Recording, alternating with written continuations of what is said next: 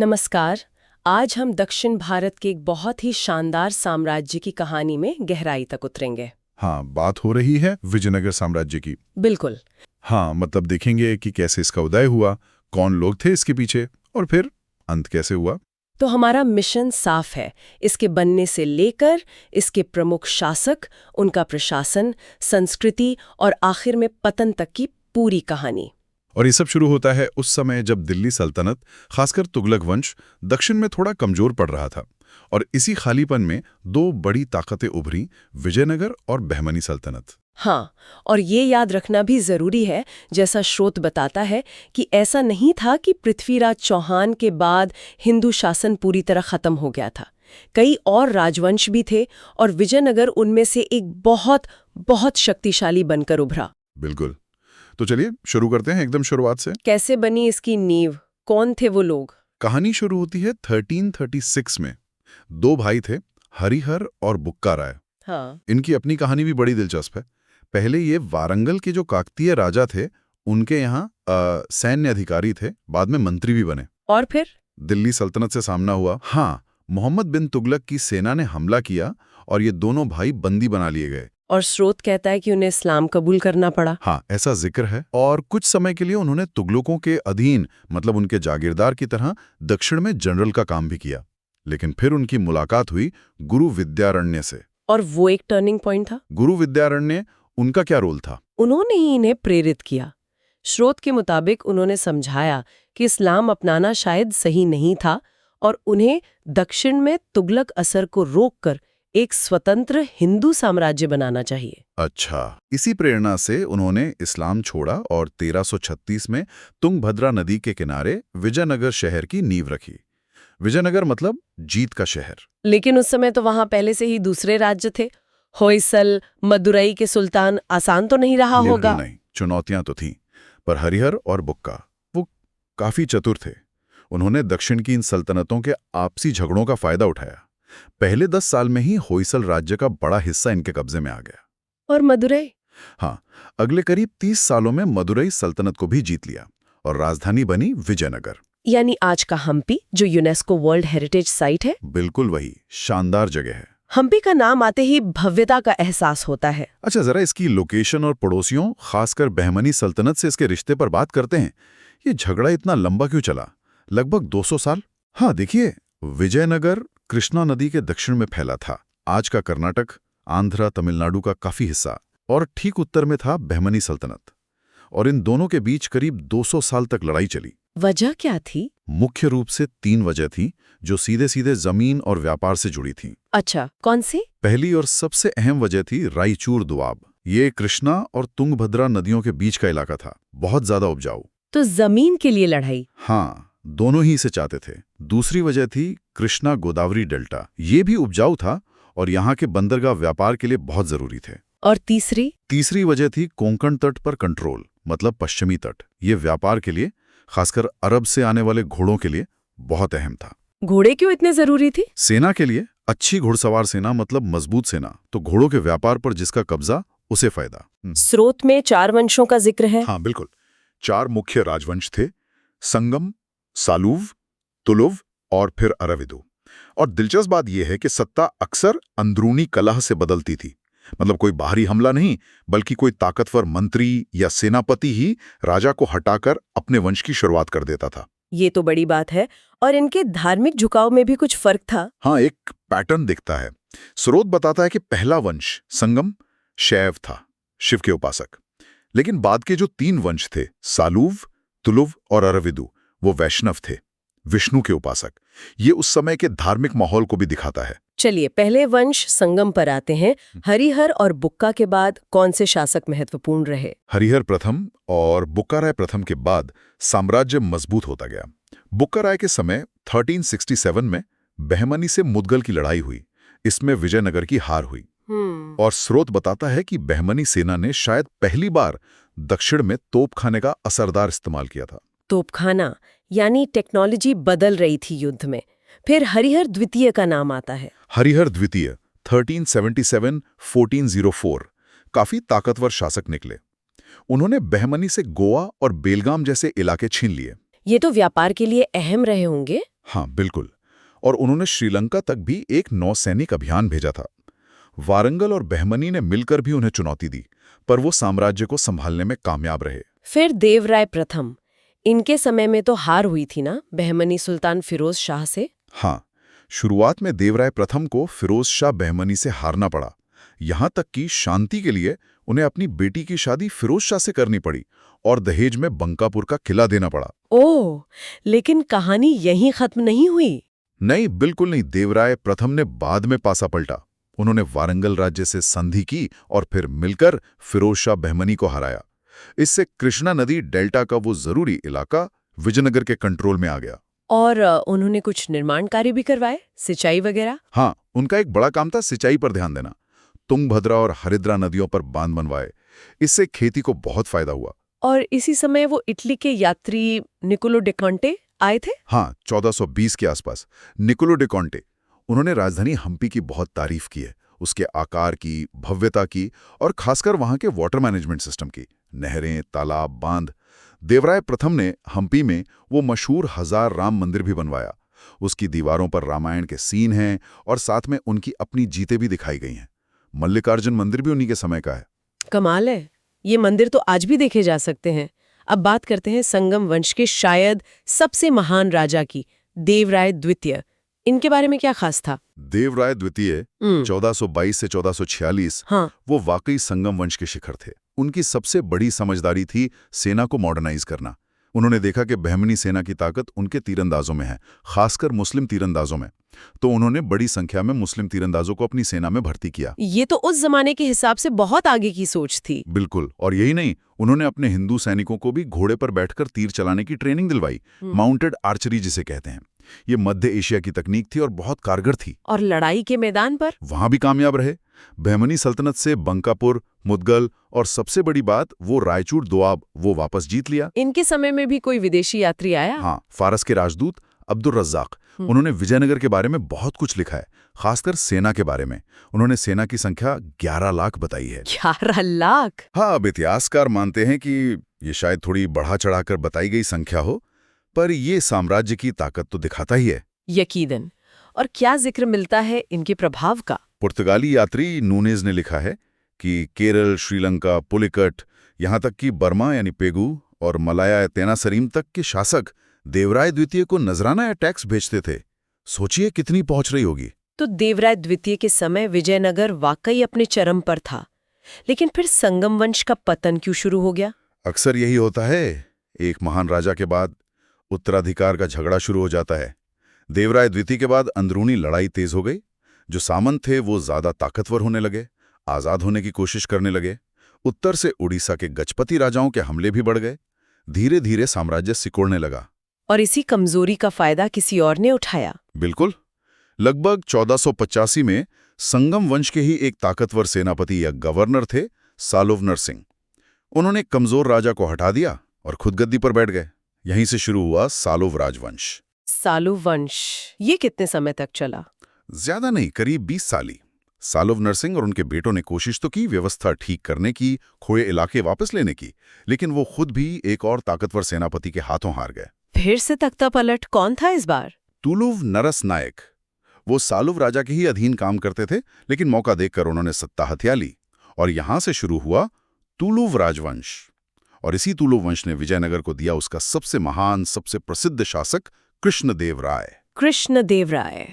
आखिरकार इनका नाम तो विजयनगर से जुड़ा ही हुआ है। इनका समय 1509-1529 स्वर्ण युग कहलाता है। क्यों, क्या खास था? कई बातें थी।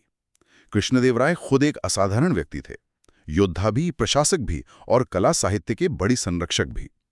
जब वो यहां राज कर रहे थे, तब सोचिए उत्तर भारत में लोधी वंश का अंत हो रहा था, बाबर आ रहा था, मेवाड़ में राणा सांगा थे। मतलब भारत के इतिहास में एक बड़ा उथल-पुथल का दौर था। उनकी सैन्य सफलताएं क्या रहीं? उन्होंने लगभग हर मोर्चे पर जीत हासिल की।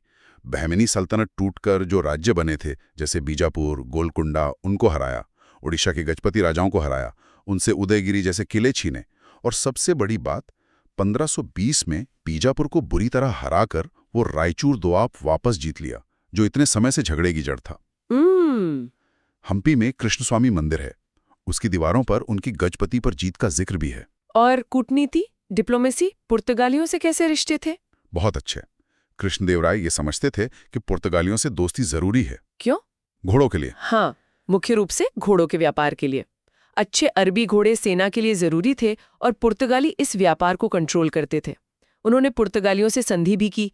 एक मकसद ये भी था कि वो उनके दुश्मन बीजापुर को घोड़े न बेचें। ये तो बड़ी स्मार्ट चाल थी, लेकिन क्या इसका कोई नेगेटिव पहलू भी था? हाँ, एक कमी रह गई।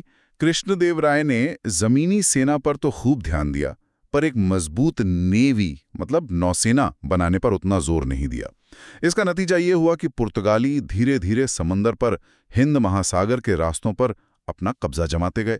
उन्होंने वो कार्ता सिस्टम लागू किया। कार्ता सिस्टम ये क्या था? ये एक तरह का परमिट था, पुर्तगाली जारी करते थे। भारतीय जहाज़ों को समंदर में व्यापार करने के लिए ये लेना पड़ता था, नहीं तो पुर्तगाली जहाज लूट लेते थे या डुबो देते थे। बाप रे, मतलब जमीन पर ताकतवर होने के बावजूद समंदर पर पकड़ ढीली रह गई। हाँ, ये एक तरह की चुनौती बन गई थी। खैर, सैन्य और कूटनीतिक सफलताएं तो थीं ही, लेकिन कृष्णदेवराय की शोहरत सिर्फ लड़ाइयों से नहीं है।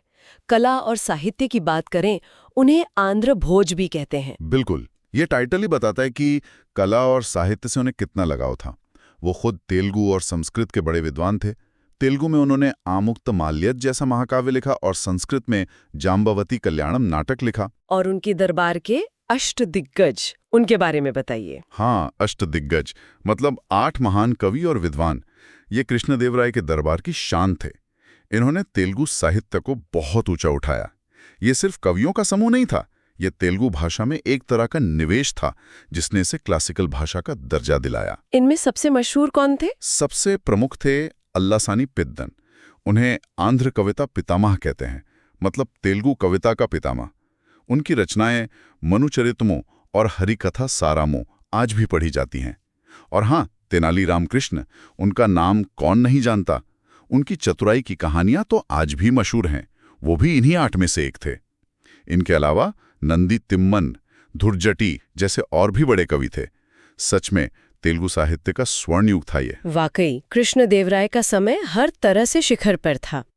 अच्छा, अब जरा विजयनगर के एडमिनिस्ट्रेशन मतलब प्रशासन और अर्थव्यवस्था पर आते हैं। इतना बड़ा साम्राज्य चलता कैसे था? शासन तो राजतंत्र ही था, राजा ही सब कुछ होता था। साम्राज्य को बांटा गया था मंडलम में, यानी प्रांत। प्रांत के हेड को मंडलेश्वर या नायक कहते थे। मंडलम के नीचे फिर नाडु, जिले, स्थल, उपजिले और फिर गांव होते थे। और टैक्स जमीन से कितना लेते थे? भू राजस्व को सिस्ट कहते थे। ये आमतौर पर उपज का छठा हिस्सा मतलब 16 होता था। ये भारत में पुराना स्टैंडर्ड ही था। और सिक्के, करेंसी कैसी थी? सोने के सिक्के बहुत चलते थे। उन्हें वराह या पगोड़ा कहते थे। उन पर देवी देवता या जानवरों के चित्र होते थे। सोने के सिक्के मतलब समृद्धि तो थी। हाँ, सोने के सिक्कों का इतना होना ही बताता है कि साम्राज्य काफी अमीर था। चांदी के तार और तांबे के छोटे सिक्के जित्तल और दुग्गनी भी थे। और वो नायक प्रणाली जिसका जिक्र बार बार आता है, वो क्या थी? हाँ, नायक प्रणाली या अमरम प्रणाली, ये विजयनगर के प्रशासन की एक बहुत खास बात थी। इसमें होता यह था कि जो बड़े मिलिट्री कमांडर होते थे, जिन्हें नायक या पोलीगार कहते थे, उन्हें कैश सैलरी की जगह जमीन का एक बड़ा टुकड़ा दे दिया जाता था। इसे अमरम कहते थे। अच्छा, तो जमीन से वो अपना खर्च चलाते थे। हाँ, उस जमीन से जो रेवेन्यू आता था उससे नायक अपनी सेना रखते थे, घोड़े हाथी पालते थे। बदले में उन्हें राजा को हर साल कुछ पैसा देना होता था और जरूरत पड़ने पर अपनी सेना के साथ राजा की मदद करनी होती थी। सुनने में तो ये ठीक व्यवस्था लगती है, सेना का खर्च भी निकला, लोकल एडमिनिस्ट्रेशन भी हो गया। पर इसमें कोई दिक्कत भी थी? हाँ, दिक्कत थी। वो ये कि ये नायक धीरे धीरे अपने इलाकों में बहुत पावरफुल हो जाते थे। जब तक केंद्र में राजा मजबूत था तब तक तो ठीक था, पर जैसे ही राजा कमजोर पड़ा, ये नायक आजाद राजा की तरह बर्ताव करने लगते थे। और यही बाद में विजयनगर के पतन की एक बड़ी वजह भी बना। मतलब पावर का डिसेंट्रलाइजेशन, जिसके फायदे भी थे और नुकसान भी। बिल्कुल सही। ये दिलचस्प है। अब अर्थव्यवस्था की बात करते हैं। क्या विजयनगर सच में इतना अमीर था जितना विदेशी यात्री बताते हैं? सारे स्रोत, खासकर जो विदेशी यात्री आए, निकोलो डे कॉन्टी, अब्दुल रज़ाक, फिर पुर्तगाली बारबोसा, पेस, नूनीज, सब एक ही बात कहते हैं। विजयनगर बेइंतहा अमीर था। उन्होंने हम्पी के बाजारों में हीरे जवाहरात खुलेआम बिकते देखे। राजधानी की भव्यता, साम्राज्य की खुशहाली, सबका जिक्र किया है। इस अमीरी का बेस क्या था? बेस तो खेती ही थी और सिंचाई पर बहुत ध्यान दिया गया था, जैसा हमने देवराय प्रथम के समय देखा। इसके अलावा मेटल वर्क, कपड़े का काम, दूसरे हैंडीक्राफ्ट्स, ये सब भी बहुत अच्छे थे। और सबसे बड़ी बात थी इंटरनेशनल ट्रेड। विजयनगर के बंदरगाहों से अरब, फारस, पुर्तगाल, चीन, साउथ ईस्ट एशिया सबके साथ जोरों का व्यापार होता था। क्या बेचते थे और क्या खरीदते थे? यहां से मसाले, कपड़े, चावल, लोहा, चीनी, हीरे, ये सब बाहर जाते थे और बदले में घोड़े, तांबा, मूंगा, पारा, ये सब मंगाया जाता था। तो कृष्णदेवराय के बाद क्या हुआ? इतना अमीर, इतना ताकतवर साम्राज्य नीचे कैसे गया? कृष्णदेवराय की मौत हुई 1529 में और फिर वही कहानी, उत्तराधिकार की लड़ाई। उनके भाई अच्युत देव राय राजा बने, फिर भतीजे सदाशिव राय, लेकिन असली ताकत प्रधानमंत्री आलिया राम राय के हाथ में आ गई। वो कृष्णदेवराय के दामाद भी थे। आलिया राम राय, इनके बारे में कहा जाता है कि ये बहुत चालाक थे, पर थोड़े एम्बिशियस भी। हाँ, राम राय काबिल डिप्लोमेट थे, पर उनकी पॉलिसी थोड़ी रिस्की थी। उन्होंने क्या किया कि दक्कन की जो सल्तनतें थीं, बीजापुर, गोलकुंडा, अहमदनगर, बीदर, उन्हें आपस में लड़ाने की कोशिश की। कभी एक का साथ दिया, कभी दूसरे का। सोचा कि ये आपस में लड़ेंगे तो विजयनगर का फायदा होगा। पुर्तगालियों से मिलकर बीजापुर को घोड़ों की सप्लाई भी रुकवा दी। तो ये डिवाइड एंड रूल वाली पॉलिसी चली नहीं? शुरू में तो चली, पर जल्दी सल्तनतों को समझ आ गया कि राम राय क्या कर रहे हैं। उन्हें लगा कि विजयनगर उन्हें लड़ाकर कमजोर कर रहा है और खुद फैलता जा रहा है। तो नतीजा ये हुआ कि वो अपनी आपसे दुश्मनी भूल गए और बीदर को छोड़कर बाकी चारों बड़ी सल्तनतें विजयनगर के खिलाफ एक हो गईं। और इसी का नतीजा था तालीकोट का युद्ध। हाँ, 1565 में तालीकोट की लड़ाई। इसे राक्षसी तंगड़ी का युद्ध भी कहते हैं। सल्तनतों की मिलीजुली सेना एक तरफ और विजयनगर की सेना दूसरी तरफ। भयंकर लड़ाई हुई और इसमें विजयनगर की बहुत बुरी हार हुई। आलिया राम राय पकड़े गए और मार दिए गए। इस हार का असर कितना भयानक था? क्या साम्राज्य खत्म हो गया? युद्ध के बाद जीतने वाली सेना विजयनगर शहर मतलब हम्पी में घुसी और कई महीनों तक उसे लूटा। मंदिर तोड़े, महल तोड़े, मूर्तियां तोड़ी, शहर में आग लगा दी। वो सिर्फ एक शहर की हार नहीं थी, वो एक पूरी सभ्यता पर हमला था। हम्पी ऐसा उजड़ा कि फिर कभी बस नहीं पाया। साम्राज्य पूरी तरह खत्म तो नहीं हुआ, पर उसकी रीढ़ टूट गई। वो फिर कभी उस सदमे से उभर नहीं सका। लेकिन तालीकोट के बाद भी विजयनगर का नाम रहा। हाँ, एक परछाई की तरह। राम राय के भाई थे तिरुमल देव राय। उन्होंने बचे कुचे साम्राज्य को समेटा और अरविदु राजवंश की शुरुआत की। राजधानी बदलनी पड़ी, पहले पेनुकोंडा ले गए, फिर चंद्रगिरी। तो अरविदु वंश कब तक चला? वो करीब 100 साल और चले, मतलब 17वीं सदी के बीच तक, करीब 1646 तक। पर उनका राज अब बहुत छोटे इलाके पे सिमट गया था। दक्षिणी आंध्र, उत्तरी तमिलनाडु के कुछ हिस्से और जो नायक थे मदुरई के, तंजौर के, मैसूर के, वो सब धीरे धीरे पूरी तरह आजाद हो गए। अच्छा, और क्या अरविदु वंश का कोई और जिक्र आता है जो महत्वपूर्ण हो? हाँ, एक दिलचस्प बात है। इसी अरविदु वंश के एक राजा थे, वेंकट द्वितीय। उन्होंने 1639 में अंग्रेजों को, मतलब ब्रिटिश ईस्ट इंडिया कंपनी को, मद्रास में किला बनाने की इजाजत दी थी, फोर्ट सेंट जॉर्ज। ओहो, ये तो भारत में अंग्रेजी राज की शुरुआत से जुड़ा हुआ है। हाँ, एक छोटा सा पर अहम कनेक्शन कह सकते हैं। तो ये तो थी विजयनगर के राजनीतिक उतार चढ़ाव की कहानी, लेकिन इसका जो सांस्कृतिक असर है वो शायद ज्यादा टिकाऊ रहा। बिल्कुल, विजयनगर की सबसे बड़ी विरासत उसकी संस्कृति और कला ही है। साहित्य में जैसा हमने बात की, तेलुगु का तो स्वर्ण युग ही आ गया, पर संस्कृत, कन्नड़, तमिल, इनको भी खूब बढ़ावा मिला। और आर्किटेक्चर, वास्तुकला, हम्पी के खंडर आज भी लोगों को खींचते हैं। विजयनगर की वास्तुकला का अपना एक अलग स्टाइल है। ऊंचे ऊंचे सजे हुए गोपुरम, मतलब मंदिरों के गेटवे, बड़े बड़े कल्याण मंडपम जहां देवताओं की शादी का उत्सव होता था, एक ही पत्थर से बने विशाल खंबे, और मूर्ति कला तो कमाल की है। हम्पी में विरूपाक्ष मंदिर है जहां आज भी पूजा होती है, और विट्ठल मंदिर, उसका पत्थर का रथ तो विजयनगर कला की पहचान ही बन गया है। ये सब यूनेस्को वर्ल्ड हेरिटेज साइट हैं और आज भी रिसर्चर्स, टूरिस्ट्स, यहां तक कि फिल्म मेकर्स के लिए प्रेरणा है। वो बाहुबली के सेट्स याद है? हाँ बिल्कुल। तो संक्षेप में कहें तो हरियार और बुक्का ने नींव रखी। कृष्णदेव राय के समय ये साम्राज्य शिखर पर पहुंचा।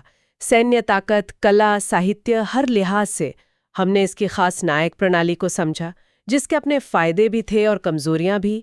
और आखिर में तालीकोट की लड़ाई ने इसके पतन का रास्ता खोल दिया, पर इसकी सांस्कृतिक छाप आज भी जिंदा है। हाँ, और श्रोताओं के लिए आखिर में एक सवाल छोड़ जाते हैं। भले ही विजयनगर साम्राज्य खत्म हो गया, पर उसकी प्रशासनिक व्यवस्था जैसे नायक सिस्टम और उसकी संस्कृति ने दक्षिण भारत को सदियों तक प्रभावित किया। जरा सोचिए, अगर 1565 में तालीकोट की लड़ाई का नतीजा उल्टा होता, अगर विजयनगर जीत जाता, तो दक्षिण भारत का और शायद पूरे भारत का इतिहास आज कैसा होता? इसी सवाल के साथ विजयनगर साम्राज्य की इस गहरी पड़ताल को यहीं रोकते हैं।